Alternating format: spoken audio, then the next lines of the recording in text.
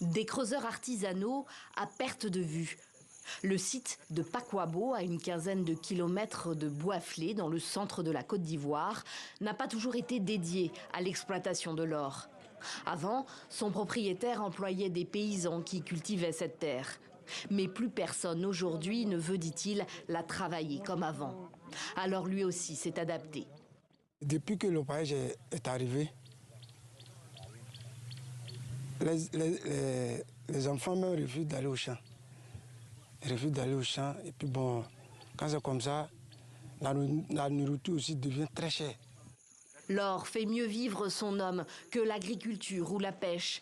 Mais son exploitation impacte la sécurité alimentaire des habitants de la région, menace leur survie. Les terres arables disparaissent. Cela fait quelques années que cette activité s'est développée ici et les jeunes du coin se détournent du reste.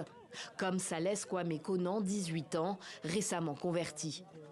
À la base, je suis un élève.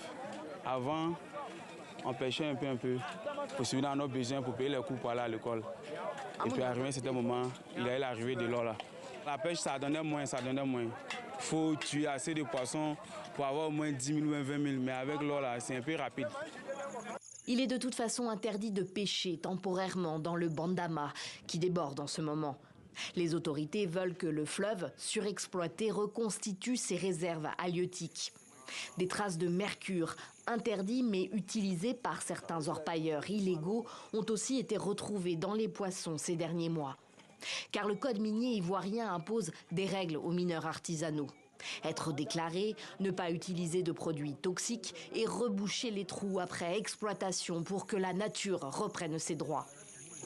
Richard Douin, exploitant artisanal dûment enregistré, travaille à Pakwabo.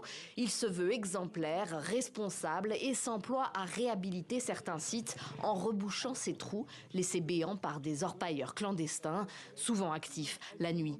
Vous voyez comment ça a été remblayé jusqu'à dedans là-bas. Là-bas, la forêt est déjà revenue carrément. D'ici l'année prochaine, voire l'année prochaine, les paysans peuvent venir aussi reprendre leur activité qu'ils faisaient avant.